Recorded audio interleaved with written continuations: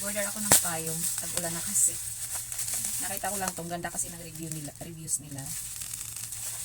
Kaya yun. Sa kanila ako nag-order. Ang ganda ng pagkabalot.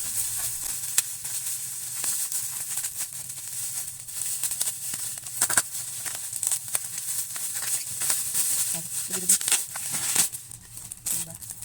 Maliit lang siya. Mag-add lang. Pero mga ganito kasi yung mga binibili ko dati nung estudyante pa ako. Sa may recto.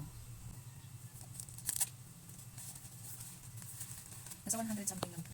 100 plus lang to. Ito yung tela niya. So malapitan. Ito yung sa kabilang side. Maliit lang to siya.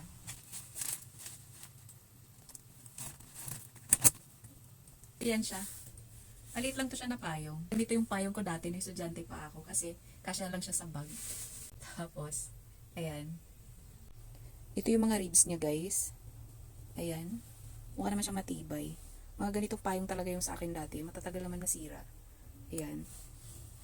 Tapos, okay din siya pagdating sa init ng estudyante. Ayan siya, guys.